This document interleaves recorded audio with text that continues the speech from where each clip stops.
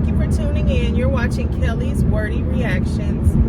And I just wanted to pop in this morning and talk to you, which is really talking to myself. We're having a conversation amongst ourselves, myself included, on do you really want it? Do you really want it? Right? Now,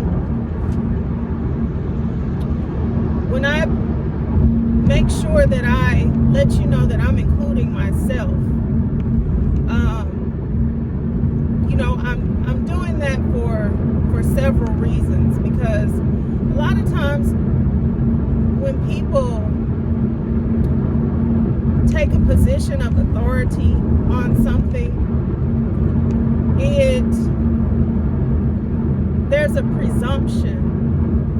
One might presume that the person who is taking a position of authority is also in that position saying that they are an expert, that they have it all together, that they can tell you this because they know what they're talking about, and they know what they're talking about because they've mastered what they're talking about.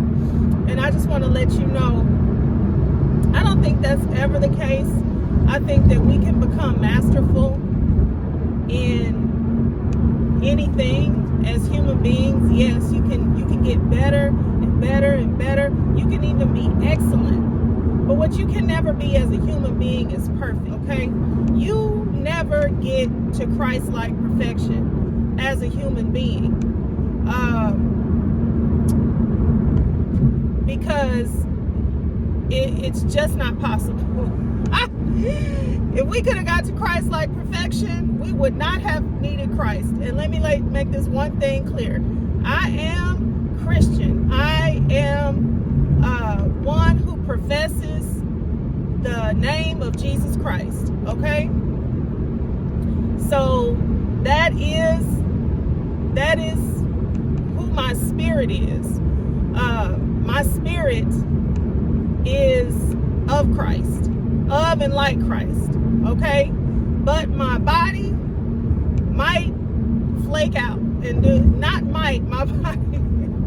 my body is gonna flake out and do some different things at times. My mouth is gonna flake out and do some different things at times. My mind is gonna flake out and do some different things at times, because He saved my spirit, but everything else I got to bring under subjection to Christ. I got to bring it. I got to reel it in. And that means if I got to reel it in, sometimes I can miss it. I can miss it sometimes. Everybody can miss it sometimes, okay? And that does not mean that we don't get to say that we are Christians. No, God knows who's Christian and who's not. You don't get to say who's a Christian and who's not a Christian because of their missing it in whatever area they may be missing it in. They may, God gets to know that. He gets to make that judgment. As people, we don't really get to make that judgment. We can get to make the judgment of who's going to be in our life or not by the person's actions, behaviors, compatibility with ourselves. We get to make that judgment, but we don't get to make the judgment on who somebody is in Christ. We don't know. We got to go by what they say, and if whatever it is that they're doing or saying doesn't line up with you and what you believe is right for your life, then you get to judge who's going to be in your life. But as for judging somebody's eternal position, you don't get to judge that. So I just wanted to give that little quick lesson in there, because I don't ever want for anybody to think that I take the position on being a master, being someone who is holding myself up as perfect.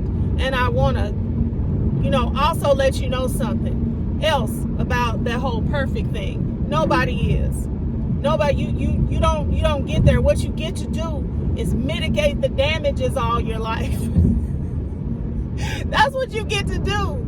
You get to get in there with yourself and do your best to pray for yourself and wrangle yourself in all your life. That's what you get to do. You get to bring yourself under subjection to a life in Christ as a Christian. That's what you get to do.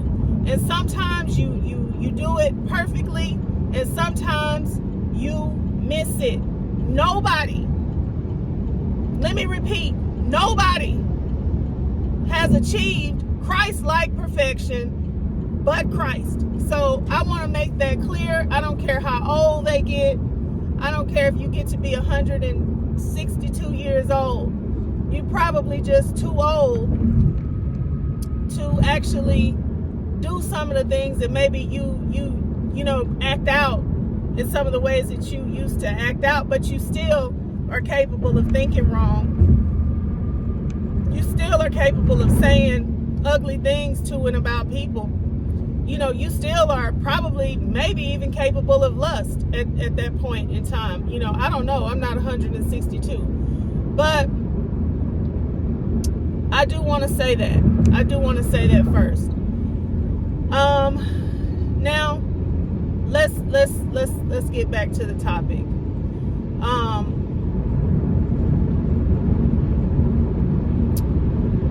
Do you really want it? Do you really want it? Kelly. And if your name is Kelly, I'm talking to you, but I'm talking to me too. Do you really want it?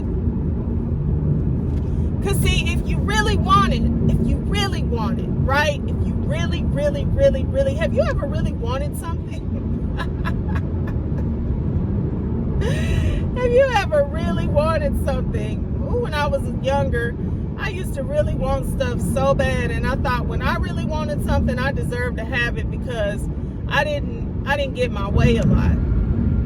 People used to think I got my way a lot because I was an only child, but my mother was single. She was not well off. She didn't have a great, career or job or anything. She did work, but she didn't make, a lot of money. She didn't get any child support at that time. I don't think that you could. These people with this graffiti on these really nice, pretty new walls, freeway walls. But anyway, I don't know that you could get child support at the time of my birth because she wasn't married to my father, and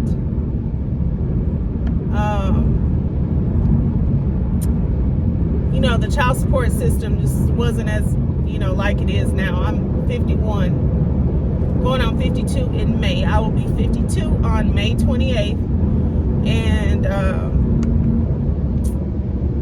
I am thankful. I'm thankful, if it's the Lord's will for me to live and see it, which I believe that it is, because he said a lot of things about long life, and so I know it's his will for me to live and see it. So I say I'll live and see it. If he says the same, then I'll be 52 on May 28th. And I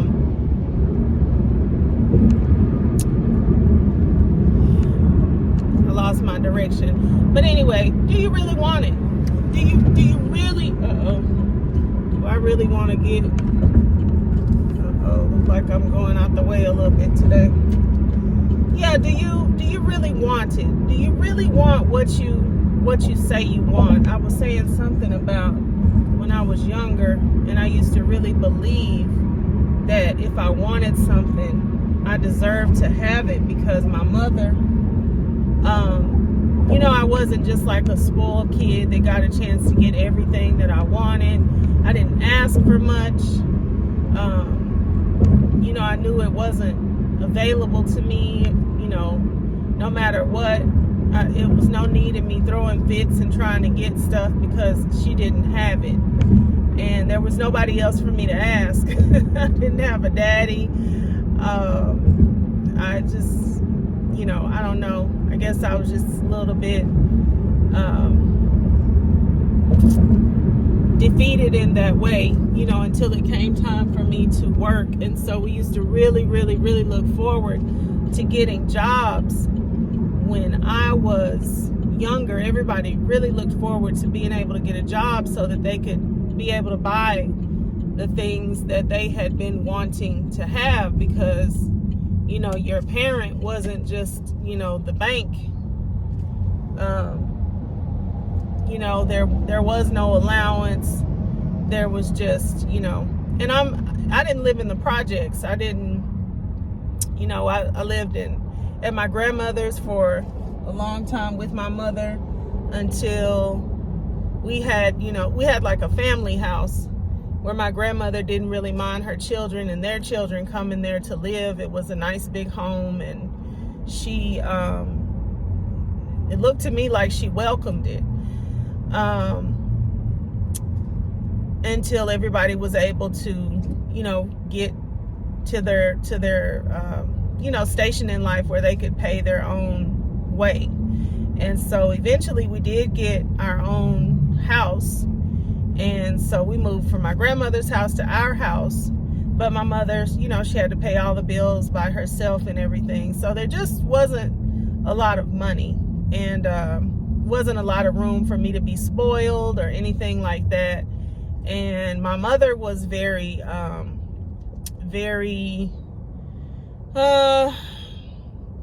gonna say she had a healthy very healthy sense of self, and maybe a little bit extra.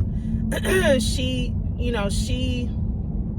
loved clothes and shoes, and like most women, but it was just that it always felt a little bit like she just kind of like went above and beyond for herself, and then I kind of got like what was left over.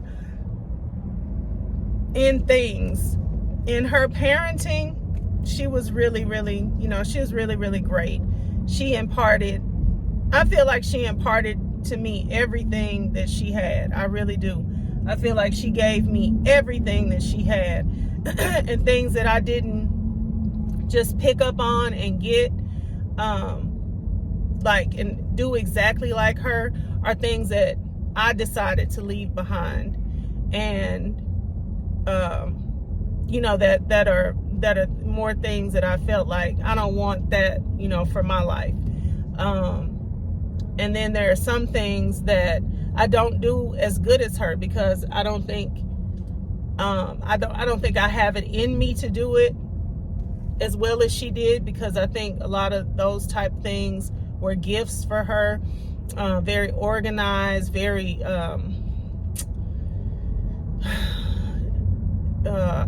I don't know, she just was so well put together. My mother was extremely well put together, and everything that we had was well put together. We might not have had like the best of everything, but my mother would truly get the best that she could possibly get, and she kept it in impeccable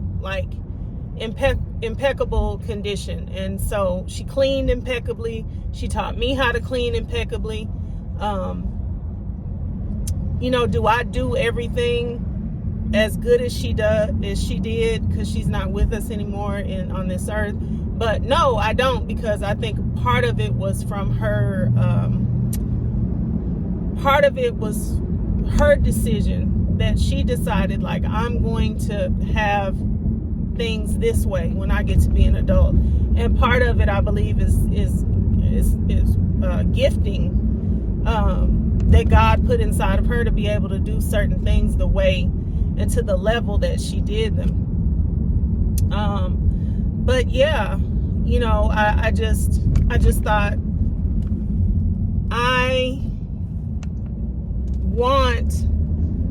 I feel like I deserve to have the things that I do end up deciding that I want, because I don't get to say a lot of things that I want. So when I do finally have something that I want, I'm like, I should get it. I should really have what I want.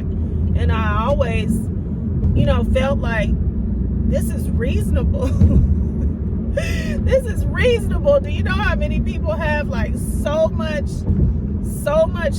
stuff that I don't have, and I want this one little reasonable thing? I should be able to have this, and I would be really, really, adamant about it. And that's where I want to take it. That's where I want to take us today. Like, what do you want adamantly like that? You got to have it. You deserve it. You better be able to have this, because I don't even ask for that much. And I'm gonna tell you something. God is not like that. That's a limitation that I put on myself, because people put that limitation on me. As a young person, that limitation was set and put on me by people, and that's what I believed. Even as a child, I believed. Now I know that I believe I could have had more, that I could have done a whole lot better and a whole lot more had I known, no, it's not what they say, it's what you say. They don't get to direct the path and direction of my life unless I let them. That's who is ultimately in charge. Because when someone else directs the path and direction of your life and tells you what you can and cannot do, and what you will and will not have, or who you will and will not have, and what type of house you will have and what you won't have, what you're going to drive, what you're not going to drive, who you're going to be, who you're not going to be. You know what? Ultimately, a person or a group of people or a system or whoever can only convince you. They can only convince you to those limitations. That's all that can happen. They can't make you have anything. Nobody is giving you anything except for you. Because the provision for everything to have anything has already been set by God. God already told us that I would that you would have life more abundantly to the full, so that it overflows. All right? So that you won't even have room enough to contain it all, and it'll start falling off of you to where you'll have to sell some of it or give some of it away. That's the standard that God has set for us all. For us all. So if you're not going to have that, if you are not going to lay hold of that, you are the one that is holding you back. Do you really want it?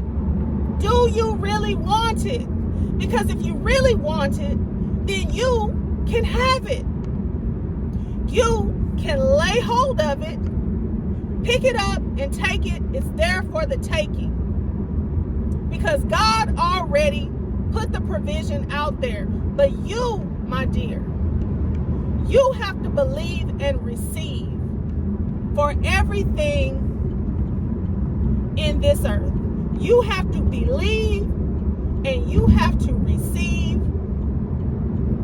You have to lay hold of.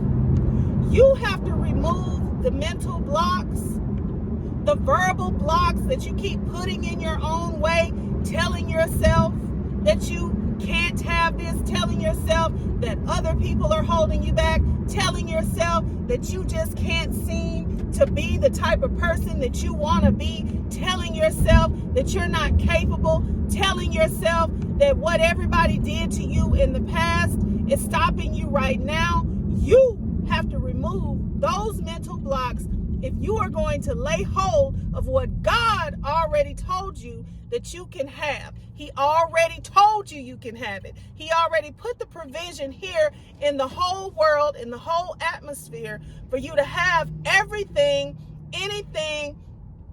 There's one place in the Bible where he says, wherever the sole of your foot shall tread upon, that place I have given you. Okay? He already put the provision here. So many places in the word, he tells you, he shows you, he tells you he loves you. He lets you know what that love is and what it means.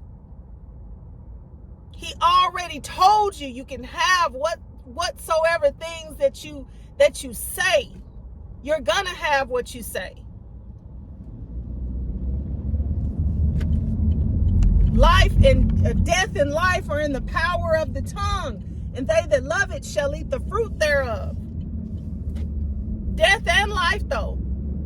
So you got to watch what you say, because you're gonna eat the fruit of your words. Your words are going to eventually produce the fruit, and you are going to eat that fruit of what you say. Do you really want it? Because if you really, really, really want it, you can have it. Matter of fact, it's already yours. It's already yours. Will you believe it? Will you receive it? Will you stop the madness of putting the roadblocks of your own doubts, your own fears, your own words, allowing yourself to believe that other people's words and opinions and sayings are having any type of an effect on your situation? They're having an effect on your situation because you are believing it. You're allowing it. You're giving it weight.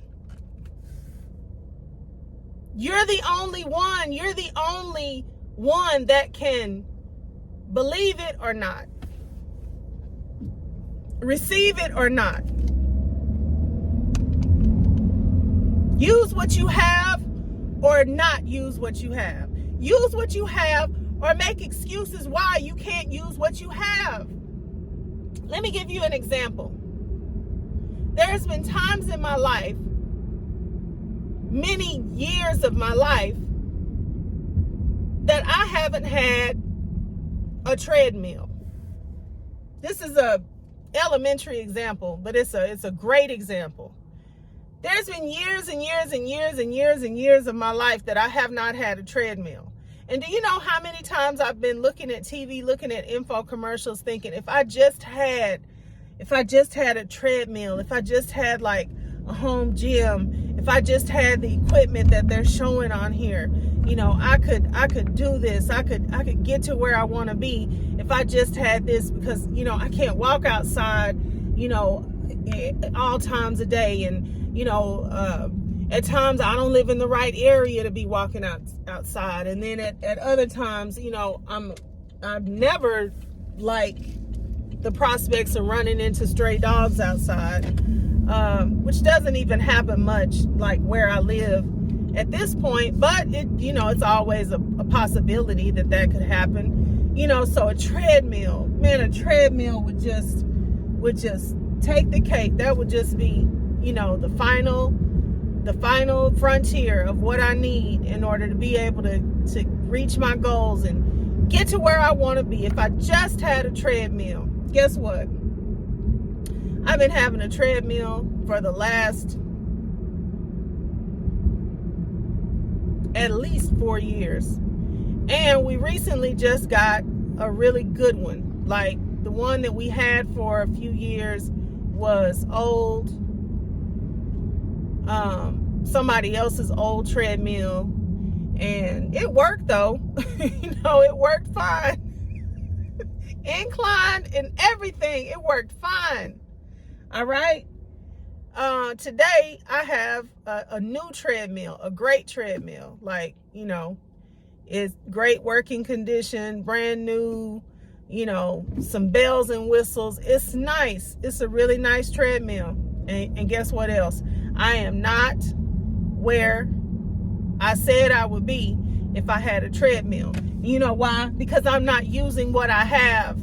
I'm not using what I have, plain and simple. There's no other explanation for it now. Okay? I can't hide from it. I cannot talk it into being something else. It's right in the same house with me. It's not in the garage. It's not someplace where I can't get to it. There's nothing on top of it. It's working. I have electricity to turn it on. It's nothing holding me back from reaching my goals but me. At this point, I can't blame anybody. I can't blame anybody but myself.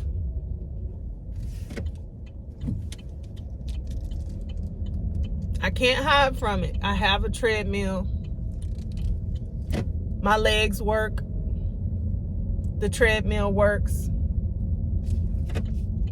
And at this point, I just have to face the facts that I'm the one holding my own self back. I'm the one holding my own self back. So now the question is, what, if anything, what am I going to do about it? Do I want what I say I want?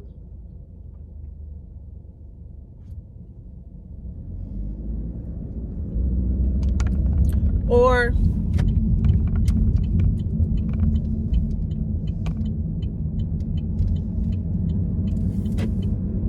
do I just not want it that bad enough to do what it takes to get it? I have all the equipment. I have everything that I need. I could lie to myself and keep on saying that, some reason, something I don't have something, but in reality, I have everything that I need. I got everything that I need. Why? Why won't I? Why am I not getting to my goals, even though I have everything that I need? And this is what I'm telling you about God. You have everything that you need. You have everything that you need. Let's get it together and get to our goals.